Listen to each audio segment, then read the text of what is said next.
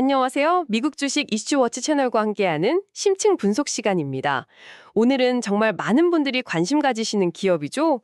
글로벌 엔터테인먼트의 공용, 넷플릭스, NFLX에 대해서 저희가 조사한 자료들을 바탕으로 한번 속속들이 파헤쳐 보겠습니다. 네, 안녕하세요. 넷플릭스. 정말 할 얘기가 많은 기업이죠. 그렇죠. 특히 넷플릭스의 그 핵심 비전, 전 세계인을 즐겁게 하라. 이 목표가 실제 사업 전략이나 또 재무 성과로 어떻게 이어지는지, 그리고 이게 결국 기업 가치 평가에는 또 어떤 영향을 미치는지 이런 부분들을 좀 집중적으로 탐구해 보려고 합니다. 네, 맞아요. 특히 그 넷플릭스가 단순 미디어 기업이 아니라 고성장 플랫폼 기업으로서 왜 이렇게 높은 밸류에이션 프리미엄을 받는지 그 이유를 좀 깊이 파헤쳐보는 시간이 될 것 같습니다. 네, 바로 그 점인데요. 하지만 또 동시에 넷플릭스가 직면한 현실적인 문제들도 있잖아요. 경쟁은 점점 치열해지고 그 컨텐츠 투자 비용은 정말 어마어마하고요. 또 규제 리스크 같은 우리가 간과해서는 안 될 위험 요인들도 분명히 존재하거든요. 물론입니다. 그래서 오늘 분석에서는 넷플릭스의 밝은 미래 전망과 함께 또 그 이면에 숨어 있을 수 있는 잠재된 위험 요인까지 좀 균형 잡힌 시각으로 살펴보려고 해요. 여러분께서 넷플릭스라는 기업을 좀 더 입체적으로 이해하실 수 있도록 돕는 게 저희 목표입니다. 좋습니다. 균형 잡힌 분석 중요하죠. 그럼 먼저 넷플릭스가 바라보는 그 거대한 기회, 목표 시장부터 한번 이야기를 시작해 볼까요? 저희가 조사한 바에 따르면 넷플릭스는 중국과 러시아를 제외하고도요, 전 세계 엔터테인먼트 시장 규모를 약 6,500억 달러로 보고 있더라고요. 6,500억 달러요? 와, 정말 엄청난 규모네요. 네, 그렇죠. 이 전체 시장을 공략 대상으로 삼고 있다는 건데요. 현재 매출 기준으로 보면 점유율은 아직 10% 미만으로 추정되지만 향후 3년 안에 이걸 15% 이상으로 끌어올리겠다는 목표를 가지고 있습니다. 상당히 야심찬 목표 아닌가요? 15%면 6,500억 달러에 15%면 와, 거의 1,000억 달러에 육박하는 매출인데요. 지금보다 매출을 2배 이상 늘리겠다는 건데 이게 단순히 구독자 수만 늘려서 가능한 목표일까요? 뭔가 구체적인 전략이 좀 뒷받침되어야 할 것 같은데요. 바로 그 점이 핵심입니다. 단순히 구독자 수를 늘리는 그런 차원을 넘어서요. 최근에 도입한 그 광고 요금제 있잖아요. 이걸 통해서 기존에는 가격 때문에 망설였던 그런 새로운 시청자층을 흡수하고요. 동시에 기존 가입자들의 ARPPU, 그러니까 가입자당 평균 매출이죠. 이걸 높여서 전체적인 수익 규모 자체를 키우겠다는 전략입니다. 광고 요금제 도입, 확실히 새로운 수익원이 될 수 있겠네요. 근데 그건 좀 걱정되지 않나요? 예를 들어서 기존에 비싼 요금제 쓰던 사람들이 광고 있는 싼 요금제로 옮겨간다거나 아니면 광고 시청 경험 자체에 대한 사용자들의 반발 같은 거요. 그런 부작용은 없을까요? 물론 그런 우려가 전혀 없는 건 아니죠. 하지만 넷플릭스는 그걸 충분히 상세하고도 남을 강력한 무기를 가지고 있다고 봅니다. 바로 끊임없이 정말 쏟아붓듯이 만들어내는 오리지널 컨텐츠와 또 점점 더 정교해지는 개인화 추천 알고리즘이죠. 오리지널 콘텐츠와 알고리즘. 네, 예를 들면 오징어 게임이나 더 글로리 같은 이런 작품들은 정말 오직 넷플릭스에서만 볼 수 있잖아요. 이런 강력한 독점 컨텐츠가 고객들의 발길을 묶어두는, 그러니까 이탈을 막는 가장 큰 요인이라고 생각합니다. 실제로 분석 자료를 보면요. 넷플릭스의 월 평균 고객 이탈률, 그러니까 churn rate라고 하죠. 이게 경쟁이 정말 치열한 환경 속에서도 2%에서 4% 수준으로 비교적 낮게 유지되고 있다고 합니다. 이하 4%면 상당히 낮은 수준이네요. 경쟁사들에 비하면요. 근데 그 낮은 이탈률이 중요하다는 건 알겠는데 구체적으로 그게 기업 가치에는 어떻게 연결되는 건가요? 그게 바로 고객 생애 가치, LTV, 라이프타임 밸류로 이어지는 겁니다. 이탈률이 낮다는 건 한 번 확보한 고객이 그만큼 오랫동안 서비스를 이용하면서 꾸준히 돈을 내준다는 의미니까요. 고객 한 명 한 명이 회사에 기여하는 가치가 높아지는 거죠. LTV가 높아진다. 네, 저희가 본 자료 분석을 따르면 넷플릭스의 LTV는 경쟁사 대비해서 최소 1.2배 이상 높을 것으로 추정된다고 합니다. 1.2배면 상당한 차이죠. 반면에 신규 고객을 데려오는 비용, 즉 CAC, 커스터머 애퀴지션 코스트는 어떻게 되고 있을까요?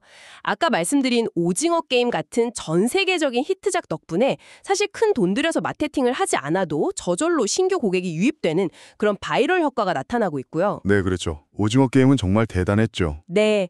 그리고 또 데이터 기반의 아주 효율적인 마케팅을 통해서 신규 고객 획득 비용, CAC는 점점 낮아지고 있는 추세입니다.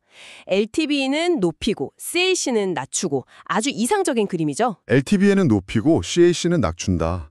정말 기업 입장에서는 꿈 같은 상황이네요. 혹시 그 비율, LTV 대 CAC 비율 목표치 같은 게 있나요? 네, 있습니다. 장기적으로 이 LTV CAC 비율을 3달러에서 4달러 이상으로 유지하는 것을 목표로 하고 있다고 합니다. 보통 업계에서는 이 비율이 3 이상이면 굉장히 우수한 사업 모델로 평가하는데 넷플릭스는 그 이상을 목표로 잡고 있는 거죠. 3배 이상이면 대단하네요. 네, 바로 이런 강력한 플랫폼 파워, 그리고 성장 잠재력 때문에 넷플릭스는 단순히 전통적인 미디어 기업, 평균 PE가 8배에서 12배 정도 되거든요. 이런 기업이 아니라 기술 플랫폼 기업으로 평가를 받으면서 PE 기준으로 20배에서 25배, 혹은 PS 기준으로는 4배에서 6배 수준의 높은 밸류에이션을 받는 것이 정당화될 수 있다. 이런 분석입니다. 디지털 플랫폼의 확장성, 데이터 기반의 효율성, 또 광고나 게임 같은 신규 시장 진출 잠재력, 이런 것들이 다 근거가 되는 거죠. 확실히 그 성장 잠재력이나 플랫폼으로서의 강점은 정말 인상적이네요. 저도 그 부분은 동의합니다. 하지만 재무적인 관점에서만 좀 더 자세히 들여다보면 이게 마냥 장밋빛 전망만 할 수는 없을 것 같아요. 제 생각에는요. 어떤 점에서 그렇게 보시나요? 일단 넷플릭스 모델의 핵심은 결국 구독료잖아요. 물론 구독 기반 모델이 안정적이긴 한데 이게 또 폭발적인 성장을 담보하기는 좀 어렵지 않나 싶기도 하고요. 그리고 아까 말씀하신 그 오리지널 컨텐츠, 이거 제작하는데 정말 천문학적인 비용이 들어가지 않습니까? 매년 수십조 원을 쏟아붓는 걸로 아는데. 네, 비용 문제는 분명히 고려해야 할 부분이죠. 정말 막대한 투자가 이루어지고 있는 건 사실입니다. 하지만 넷플릭스 모델은 또 전통적인 미디어 기업과는 다르게 방송국 설비나 송출 장비 같은 그런 무거운 유형 자산 투자가 거의 없다는 장점도 있습니다. 아, 유형 자산 부담이 적다. 네. 그래서 자본 효율성 지표를 보면요. 자기 자본 이익률, ROE가 약 28%에서 35% 수준이고요. 총 자산 이익률, ROA도 10%에서 15% 정도로 나타납니다. 이게 전통 미디어 기업들 ROE가 보통 8에서 15%, ROA는 더 낮거든요. 이것과 비교하면 월등히 높다는 걸 알 수 있죠. 결국 유형 자산 없이 구독자 네트워크라는 무형 자산으로 높은 수익성을 내고 있다는 증거입니다. ROE나 ROA가 높은 건 자본 효율성이 좋다는 의미니까 긍정적이긴 한데 근데 저는 그 이면을 좀 봐야 한다고 생각해요.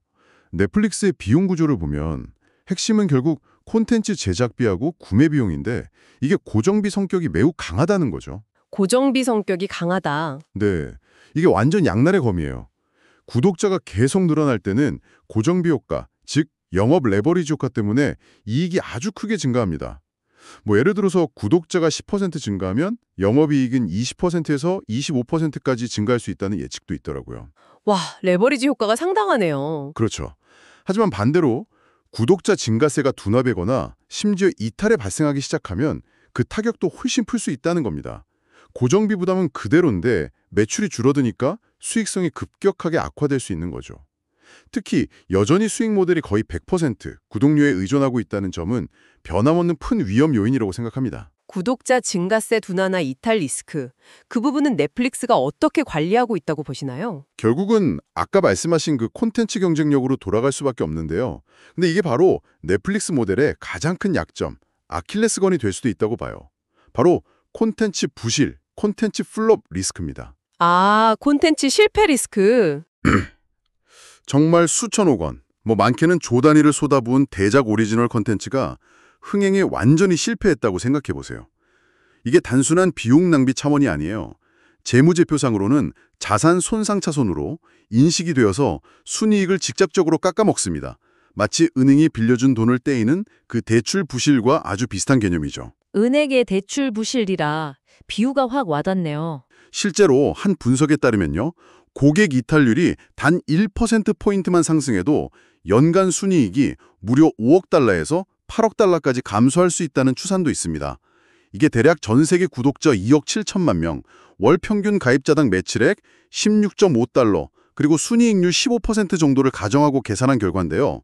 이탈률이 단 1%포인트 변하는 게 이렇게까지 큰 영향을 미친다는 건 그만큼 이 모델이 이탈률 변화에 민감하다는 걸 보여주는 거죠. 성장 기대감 이면에 이런 비용 구조와 리스크는 절대 간과해서는 안 됩니다. 네, 리스크에 대한 지적 감사합니다. 분명히 유의해야 할 부분입니다. 하지만 저는 넷플릭스의 진정한 경쟁력, 그러니까 경쟁사들이 쉽게 따라올 수 없는 경제적 해자, 이코노믹 모트는 바로 기술력에 있다고 생각합니다. 특히 두 가지를 꼽고 싶은데요. 자체적으로 구축한 컨텐츠 전송 네트워크인 오픈 커넥트하고 아까도 잠깐 언급했던 개인화 추천 알고리즘입니다. 기술력, 오픈 커넥트와 추천 알고리즘. 네, 이 두 가지는 단순한 인프라나 부가 기능이 아니에요. 실질적인 이익을 창출하는 핵심 자산이라고 봐야 합니다. 예를 들어 오픈 커넥트만 해도요. 넷플릭스가 전 세계 인터넷 서비스 제공업체 ISP망에 직접 서버를 설치해서 운영하거든요. 이걸 통해서 외부 CDN 업체를 이용하는 것과 비교했을 때 연간 약 15.8억 달러의 비용을 절감하는 것으로 추산됩니다. 연간 15.8억 달러요? 와, 그건 정말 상당한 금액인데요. 그 추산 근거는 뭔가요? 그 계산은 이렇습니다. 먼저 넷플릭스의 연간 매출을 약 440억 달러로 가정하고요. 만약 외부 CDN을 썼다면 매출의 약 7% 정도를 비용으로 지불했을 거라고 보는 거죠. 그러면 대략 30.8억 달러 정도 됩니다. 그런데 자체 오픈 커넥트 운영 비용은 연간 R&D 비용의 한 50% 정도로 추정해서 약 15억 달러로 잡는 겁니다. 그래서 그 차액인 15.8억 달러가 절감 효과라는 거죠. 외부 비용 추정치에서 자체 운영 비용을 뺀 거군요. 네, 맞습니다. 이 15.8억 달러라는 절감액은요. 2025년 1분기 예상 순이익의 거의 21%에 달하는 엄청난 규모입니다. 기술 투자가 직접적으로 원가를 절감하고 이익 개선으로 이어지는 아주 대표적인 사례죠. 기술 인프라의 효율성, 오픈 커넥트의 비용 절감 효과는 정말 대단하네요. 그 부분은 인정합니다. 그런데 그 추천 알고리즘의 가치는 어떻게 평가할 수 있을까요? 그 효과가 정말로 경쟁사들이 따라오기 힘들 정도인가요? 좀 추상적으로 느껴지기도 하는데요. 저는 그렇다고 봅니다. 넷플릭스는 전 세계 수억 명의 시청 기록, 어떤 장면에서 멈췄는지, 어떤 배우를 좋아하는지 등등 정말 상세한 데이터를 페타바이트 단위로 어마어마하게 축적하고 분석합니다. 이걸 기반으로 사용자 개개인의 취향을 거의 귀신같이 알아맞히고 컨텐츠를 추천해주니까요. 당연히 사용자 만족도가 높을 수밖에 없고 구독을 계속 유지할 확률도 높아지는 거죠. 네, 추천은 정말 잘하는 것 같아요. 그쵸. 근데 여기서 더 나아가서요. 이 방대한 데이터를 활용해서 앞으로 어떤 콘텐츠가 성공할지, 어떤 배우를 캐스팅해야 할지 등을 예측하는 데까지 활용합니다. 그러니까 콘텐츠 투자 효율 자체를 극대화하는 거죠. 실패 확률을 줄이고 성공 확률을 높이는 겁니다. 경쟁사들이 과연 이 정도 수준의 데이터 규모와 알고리즘 정교함을 따라잡을 수 있을까요? 한 분석에 따르면 최소 5년에서 7년의 시간과 50억 달러에서 100억 달러 이상의 막대한 투자가 필요하다고 합니다. 사실상 거의 불가능에 가까운 넘볼 수 없는 데이터 해자, 데이터 모트를 구축했다고 보는 거죠. 데이터 해자. 그 표현이 아주 인상적이네요. 확실히 그 정도의 데이터와 분석력은 쉽게 따라잡기 어렵겠어요. 그렇다면 이 두 가지 기술 자산, 오픈 커넥트와 추천 알고리즘이 만들어내는 가치를 구체적인 금액으로 환산하면 어느 정도나 될까요? 네, 그것도 추정이 가능한데요. 아주 보수적으로 잡아도요. 아까 말씀드린 오픈 커넥트의 비용 절감 효과가 연간 약 15.8억 달러였죠. 여기에 추천 알고리즘 덕분에 고객 이탈률이 경쟁사 대비 혹은 자체적으로 개선되는 효과를 한 1%포인트 정도 낮춘다고 가정해 볼게요. 그러면 여기서 발생하는 추가적인 이익이 연간 약 1.4억 달러 정도로 추산됩니다. 이 두 가지를 합치면 연간 약 17.24억 달러의 추가적인 이익이 기술력에서 나온다고 볼 수 있는 거죠. 연간 17억 달러가 넘는 추가 이익. 네. 여기에다가 기술 기업들의 평균 PE 배수를 아주 보수적으로 30배 정도만 적용한다고 해도요. 이 기술 자산의 내재 가치만 약 517억 달러에 달한다는 계산이 나옵니다. 517억 달러면 현재 넷플릭스 시가총액의 10% 이상을 설명할 수 있는 상당한 규모입니다. 그리고 앞으로 기술이 더 고도화되면서 영업마진이 여기서 1%포인트만 더 개선된다고 해도 추가적인 주가 상승 잠재력 최소 2~3% 이상은 더 기대해 볼 수 있다는 분석도 있습니다. 기술이 정말 돈을 벌어다 주는 거죠. 네, 기술력의 가치, 특히 데이터 해자의 중요성은 분명히 크다고 생각합니다.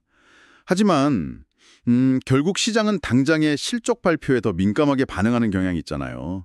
다가오는 2025년 2분기 실적 예측을 보면 넷플릭스가 가격 인상 효과 덕분에 매출 12억 달러, 그리고 영업이익률 33.0%라는 꽤 긍정적인 가이던스를 제시했죠. 네, 가이던스가 좋게 나왔죠. 그리고 실제로 1분기 영업이익률이 31.7%였던 걸 고려하면 2분기 33.0% 달성 가능성은 상당히 높아 보이긴 합니다. 그럼 긍정적인 신호로 해석해야 하는 거 아닌가요? 실적 기대감이 높아질 만한데요. 문제는 이제 시장의 눈높이가 예전과는 좀 달라졌다는 점이에요. 과거에는 신규 가입자 수가 얼마나 늘었는지가 가장 중요한 지표였잖아요. 그런데 이제 넷플릭스가 어느 정도 성숙 단계에 접어들면서 시장의 관심은 수익성을 얼마나 잘 방어하고 개선하는가, 이 능력 자체에 쏠려 있습니다. 아, 이제는 양적 성장보다는 질적 성장을 본다는 거군요. 그렇죠. 따라서 만약 2분기 실적이 나왔는데 영업이익률이 회사가 제시한 가이던스 33.0%에 못 미치고 예를 들어 32.0% 이하로 나온다면 이건 시장에서는 베어 시나리오로 받아들일 가능성이 높습니다. 그러면 컨텐츠 비용이 예상보다 많이 들었나? 아니면 경쟁이 심화되어서 마케팅 비용을 많이 썼나? 이런 우려가 커지면서 주가가 단기적으로 10%에서 15%까지 하락할 위험도 있다는 분석입니다. 단순히 가이던스를 충족하는 것만으로는 부족하고 그 질적인 내용, 특히 수익성이 중요해졌다는 의미군요. 네, 맞습니다. 그리고 3분기 가이던스 분석은 더 복잡하고 흥미로운데요. 회사가 제시한 3분기 매출 가이던스가 11.3억 달러인데 이건 현재 시장의 공식적인 컨센서스하고는 거의 비슷합니다. 그럼 문제 없지 않나요? 그런데요, 과거 넷플릭스의 행태를 보면 좀 보수적으로 가이던스를 제시하고 실제로는 이를 상회하는 실적을 내는 경우가 많았거든요. 이걸 아는 시장 참여자들 사이에서는 공식 컨센서스보다 약간 더 높은 일종의 숨겨진 기대치, 의사 컨센서스나 위스퍼 넘버라고 부를 만한 게 존재할 수 있다는 겁니다. 분석에 따르면 이게 대략 116.5억 달러 정도로 추정된다고 해요. 아, 시장의 비공식적인 기대치가 더 높을 수 있다. 분기 실적 가이던스를 115.3억 달러로 발표했는데 이게 공식 컨센서스는 맞췄지만 시장의 숨겨진 기대치인 116.5억 달러에는 못 미치면 생각보다 별로네 하는 실망감이 나오면서 주가가 오히려 3% 정도 하락하거나 보합세에 머물 수도 있다는 분석입니다. 즉 이제는 그냥 미트, 즉 예상치 충족만으로는 안 되고 비트, 기대를 뛰어넘는 실적을 보여줘야만 긍정적인 주가 반응, 예를 들어 플러스 4%에서 플러스 8% 정도의 상승을 기대할 수 있다는 거죠. 와, 실적 발표를 앞두고 투자자들이 정말 많은 변수를 고려해야겠네요. 단순히 숫자만 볼 게 아니군요. 그런 리스크 관리 측면에서 보면 아까 잠깐 언급됐던 고객 이탈률, 턴레이트를 핵심 관리 지표로 봐야 한다는 분석도 상당히 흥미로웠습니다. 마치 금융회사의 연체율, NPL 레이시오처럼 넷플릭스 사업 모델의 건전성을 보여주는 핵심 지표라는 비유였죠. 네, 그 비유가 아주 적절하다고 생각해요. 실제로 과거 데이터를 가지고 가상 분석을 해본 결과 이탈률이 1%포인트 하락하면 넷플릭스의 적정 PE 배수가 1.5포인트 상승하는 경향이 나타났다고 가정할 정도로 시장이 이탈률 변화에 굉장히 민감하게 반응한다는 겁니다. 그만큼 이탈률이 낮다는 건 안정적인 현금 흐름과 성장성을 의미하고 이게 바로 넷플릭스가 높은 밸류에이션 프리미엄을 받는 근거가 된다는 거죠. 맞습니다. 그리고 반대로 생각해보면 그만큼 리스크도 크다는 의미죠. 만약 어떤 이유로든 이탈률이 갑자기 악화되어서 예를 들어 1.0%포인트 상승하는 시나리오가 발생한다면요. 아까 연간 순이익이 5에서 8억 달러 감소할 수 있다고 했잖아요. 이걸 기반으로 추정해보면 전체 순이익 추정치가 8%에서 12% 정도 감소하고 이게 결국 주가에는 20%에서 30%까지 하락 압력으로 작용할 수 있다는 분석도 있습니다. 20, 30% 하락이라 이탈률 1%포인트 변화가 정말 엄청난 영향을 미치네요. 그렇죠. 결국 넷플릭스가 경쟁사들보다 낮은 이탈률을 꾸준히 유지하는 것이 기업 가치를 방어하는 핵심 중의 핵심입니다. 그리고 이 부분은 최근에 사용자들 사이에서 논란이 좀 있었지만 넷플릭스가 강하게 밀어붙였던 계정 공유 단속 정책의 성공 여부와도 아주 직접적으로 연결된다고 봅니다. 아, 계정 공유 단속. 그게 이탈률하고 관련이 있군요. 네, 얼마나 많은 공유 계정 사용자들이 실제 유료 계정으로 전환했는지, 그리고 그 과정에서 기존 유료 고객들의 이탈을 얼마나 효과적으로 막아냈는지, 이 결과가 앞으로의 이탈률 추세와 수익성에 큰 영향을 미칠 겁니다. 이게 성공했다면 가입자당 매출, RRPPU도 올라가고 전체 가입자 기반도 늘어나는 긍정적인 효과가 있겠지만 반발로 인한 이탈이 많았다면 단기적으로는 부정적인 영향을 줄 수도 있겠죠. 그 결과가 이제 슬슬 나타날 시점이라서 더 주목해야 합니다. 그런데 또 반대로 생각해보면 어쩌면 시장이 넷플릭스의 이런 독보적인 고객 유지 능력, 낮은 이탈률을 아직 주가에 완전히 반영하지 못했을 수도 있지 않을까요? 특히 계정 공유 단속을 성공적으로 진행하면서 우려와는 달리 오히려 신규 유료 가입자를 효과적으로 늘렸다는 긍정적인 데이터들이 나오고 있잖아요. 이런 점들을 고려하면 오히려 추가적인 밸류에이션 릴레이팅, 그러니까 기업 가치 재평가의 기회가 아직 남아있다는 긍정적인 시각도 충분히 존재한다고 봅니다. 어떻게 보면 위기 요인처럼 보였던 계정 공유 단속이 오히려 넷플릭스의 숨겨진 강점을 부각하는 계기가 될 수도 있다는 거죠. 물론 그런 해석도 충분히 가능합니다. 시장이 아직 그 가치를 다 알아보지 못했을 수도 있죠.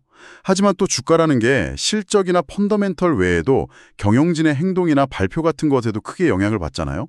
예를 들어서 한번 가상 시나리오를 생각해 볼까요? 경영진의 액션이요? 어떤 걸 말씀하시는 건가요? 예를 들어서 다가오는 2분기 실적 발표일에 넷플릭스가 시장 예상을 뛰어넘는 어닝 서프라이즈를 발표하고 동시에 3분기 가이던스도 시장 기대치보다 높게 상향 조정하고 여기에 하나 더해서 자사주 매입 계획 예를 들어 한 1억 달러 규모 정도까지 깜짝 발표한다고 한번 가정해 봅시다.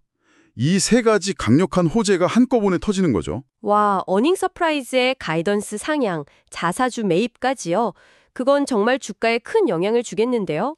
어느 정도의 상승을 예상해 볼 수 있을까요? 한 분석 시나리오에 따르면요. 이런 복합적인 호재가 실제로 발생한다면 주가가 단기적으로 최대 19%까지 급등할 수도 있다고 봅니다. 상당히 큰 폭이죠. 그리고 이 19% 상승분을 한번 분해해 보면요. 어닝 서프라이즈 자체가 기여하는 부분이 플러스 10%에서 11%P 정도, 자사주 매입 발표 효과가 플러스 5%에서 6%P, 그리고 가이던스 상향 조정 효과가 플러스 2%에서 3%P 정도로 추정해 볼 수 있습니다. 자사주 매입 효과가 생각보다 크네요. 5, 6%피면? 네, 근데 여기서 더 흥미로운 점은 바로 자사주 매입의 신호 효과, 시그널링 이펙트입니다. 사실 1억 달러 규모의 자사주 매입이 직접적으로 주당 순이익 EPS를 끌어올리는 효과는 계산해보면 0.04% 미만으로 아주 미미합니다. 거의 없다고 봐도 무방하죠. 아, 직접적인 효과는 거의 없군요. 네, 그런데 시장은 이 자사주 매입 발표를 단순히 EPS 상승으로 해석하는 게 아니라 이 회사가 앞으로 현금 흐름이 아주 좋을 거라고 자신하는구나. 그리고 경영진이 판단하기에 지금 주가가 싸다고 생각하는구나 하는 경영진의 강력한 자신감의 표현으로 받아들인다는 겁니다. 아하, 일종의 메시지를 보내는 거군요. 그렇죠. 이 신호 효과에 대한 프리미엄이 추가적으로 붙는다는 거죠. 분석에서는 이 프리미엄을 약 3.0% 정도로 가정했는데요. 이 프리미엄까지 더해져서 목표 주가가 추가적으로 상향 조정될 수 있다는 논리입니다. 예를 들어 기존 목표 주가가 650달러였다면 이 신호 효과 프리미엄을 반영해서 669.5달러까지 올라갈 수 있다는 식으로요. 결국 경영진의 행동 하나하나가 투자자들의 심리에 미치는 영향이 상당히 크다는 걸 보여주는 사례죠. 경영진의 자신감 표출은 긍정적인 신호겠지만 어쨌든 투자자 입장에서는 실적 발표라는 게 워낙 변동성이 큰 이벤트잖아요. 이걸 앞두고 어떻게 대응해야 할지 참 고민이 깊어질 것 같습니다. 맞습니다. 그래서 미리 좀 객관적인 기준과 전략을 세워두는 것이 중요하다고 생각해요. 예를 들어서 한 분석에서는 실적 발표 전에 미리 핵심 변수 5가지를 정해두는 겁니다. 예를 들면 순증 구독자 수, 광고 요금제 월간 활성 이용자 수 MAU, 영업 이익률, 잉여 현금 흐름 FCF, 그리고 다음 분기 가이던스. 이 5가지 핵심 변수에 대해서 각각 불 시나리오, 베이스 시나리오, 베어 시나리오별 기준치를 미리 설정해 두는 거죠. 아, 시나리오별 기준치를 미리 정해둔다? 네. 그리고 각 시나리오가 현실화됐을 때 나는 어떻게 행동할 것인가? 즉 대응 액션, 추가 매수, 보유, 비중 축소, 매도까지 미리 정해두는 일종의 체크리스트를 만들어두는 접근법을 제시했습니다. 예를 들면 2분기 영업이익률이 33% 이상 나오면 일단 보유, 하지만 32% 미만으로 나오면 비중 축소를 고려한다와 같이 미리 원칙을 세워두는 거죠. 이렇게 하면 실적 발표 직후에 감정이 휘둘려서 성급한 판단을 하는 것을 피하는 데 도움이 될 수 있습니다. 시나리오 플래닝을 해두는 거군요. 합리적인 접근법이네요. 혹시 옵션 시장의 변동성 지표 같은 걸 활용하는 방법도 있을까요? 네, 그것도 참고할 만한 정보입니다. 실적 발표 직전에 거래되는 넷플릭스 옵션의 내재 변동성, Implied Volatility, IV를 살펴보는 건데요. 예를 들어서 IV가 90% 수준으로 매우 높게 형성되어 있다고 가정해 봅시다.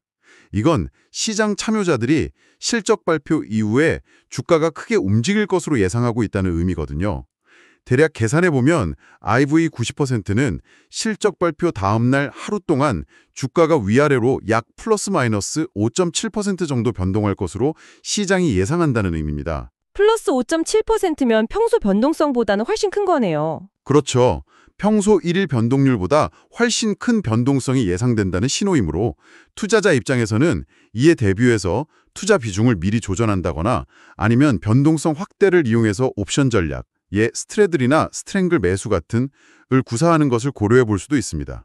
물론 변동성 확대에 베팅하는 전략은 그만큼 리스크도 크다는 점은 반드시 유념해야 하고요.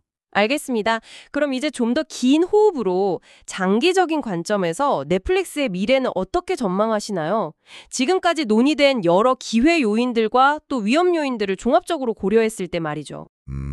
장기적으로 보면 넷플릭스는 정말 극과 극의 시나리오 사이에 놓여 있다고 할 수 있습니다. 줄타기를 하고 있는 거죠. 먼저 최악의 경우로 생각해보면 콘텐츠 제작 비용이 통제 불가능할 정도로 계속 급증하고 여기에 더해서 각국 정부의 규제가 예상보다 훨씬 더 강화되는 시나리오입니다. 예를 들어서 자국 콘텐츠를 의무적으로 편성해야 하는 비율이 크게 높아진다거나 넷플릭스가 지불하는 망 이용료나 라이센스 비용을 제한한다거나 하는 식이죠. 이런 악재들이 복합적으로 작용하면 넷플릭스의 순이익은 크게 감소하고 그동안 받아왔던 성장 프리미엄이 사라지면서 주가가 현재 대비 35%에서 45%까지도 하락할 수 있다는 아주 비관적인 시나리오도 존재합니다. 마이너스 35%에서 마이너스 45%? 정말 최악의 시나리오네요. 반대로 최상의 시나리오도 있겠죠. 광고 시장에서의 성장이 예상을 뛰어넘을 정도로 폭발적으로 일어나고 동시에 아직 침투율이 낮은 신규 시장, 예를 들면 아프리카나 동남아시아 같은 지역을 성공적으로 개척하는 경우입니다. 이렇게 되면 연평균 성장률이 시장 기대치를 훨씬 웃돌고 규모의 경제 효과로 이익률까지 개선되면서 주가가 현재보다 40%에서 60% 이상 상승할 잠재력이 있다는 아주 낙관적인 시나리오도 공존하고 있습니다. 와, 정말 한쪽은 천국, 한쪽은 지옥이네요. 아슬아슬한 줄타기라는 표현이 딱 맞습니다. 그렇다면 이렇게 큰 변동성 속에서 현재 주가는 어느 정도 수준이라고 평가해 볼 수 있을까요? 이런 리스크와 기회를 다 감안했을 때요. 네, 그래서 이런 리스크와 기회 요인들을 모두 반영해서 적정 가치를 평가하려는 시도들이 있습니다. 그중 하나가 리스크 조정 할인율, 리스크 어저스티드 디스카운트 레이트, RADR을 사용한 현금 흐름 할인 DCF 모델 분석인데요. 예를 들어 넷플릭스의 기본적인 자본 비용 WACC가 9.0%라고 가정하고 여기에 아까 말씀드린 규제나 경쟁 심화 같은 리스크 요인에 대한 프리미엄으로 플러스 2.5%포인트를 더하고 반대로 광고나 신시장 개척 같은 기회 요인에 대한 가치를 할인율에서 빼주는 방식 마이너스 1.0%포인트로 조정을 하는 겁니다. 이렇게 해서 최종적으로 10.5%의 리스크 조정 할인율을 적용했더니 장기적인 목표 주가는 여전히 현재 주가 대비 약 15%에서 20% 정도의 상승 여력이 있다는 결론이 나왔습니다. 아, 리스크를 감안해도 여전히 상승 여력이 있다. 네, 분석 결과상으로는 그렇습니다. 하지만 어디까지나 이건 여러 가정을 포함한 분석 모델의 결과일 뿐이고요. 여전히 앞서 말씀드린 여러 리스크 요인들이 현실화될 가능성은 상존하기 때문에 이런 긍정적인 전망 속에서도 투자에는 항상 신중한 접근이 필요하다고 말씀드리고 싶습니다. 네, 오늘 저희는 넷플릭스라는 기업에 대해서 정말 다양한 각도에서 깊이 파고들어 봤습니다. 전 세계를 즐겁게 한다는 그들의 야심찬 비전 아래 강력한 오리지널 콘텐츠와 또 독보적인 기술력을 무기로 끊임없이 혁신하면서 광고나 게임 같은 새로운 성장 동력을 찾아 나서는 모습은 분명히 인상적이었습니다. 아마 많은 청취자 여러분께서도 넷플릭스의 이런 끊임없는 성장 스토리에 주목하고 계실 거라 생각합니다. 모르는 각국의 규제 환경 변화나 이미 상당히 높아진 기업 가치에 대한 부담감 같은 넷플릭스가 앞으로 넘어야 할 산들도 분명히 많다는 것을 확인했습니다. 앞으로 넷플릭스가 그 핵심 지표인 고객 이탈률을 어떻게 관리하고 또 수익성이라는 두 마리 토끼를 어떻게 성공적으로 잡아나갈지 꾸준히 지켜보는 것이 중요하겠습니다. 네, 맞습니다. 오늘 저희가 함께 살펴본 다양한 분석과 데이터, 그리고 여러 시나리오들이 청취자 여러분께서 넷플릭스라는 기업을 보다 다각적이고 균형 잡힌 시각으로 이해하시는데 조금이나마 도움이 되었기를 바랍니다. 네, 저희도 그런 바람입니다. 지금까지 미국 주식 이슈 워치와 함께한 심층 분석이었습니다. 네, 들어주셔서 감사합니다. 투자에 대한 최종 결정은 항상 본인의 판단과 책임하에 신중하게 내리시길 바랍니다. 본 분석은 정보 제공을 목적으로 하며 특정 종목에 대한 매수 또는 매도 추천이 아님을 다시 한번 말씀드립니다. 또한 이 정보는 AI에 의해 생성된 내용을 포함하고 있으므로 일부 내용의 오류나 부정확성이 포함될 수 있다는 점을 유의해 주시기 바랍니다.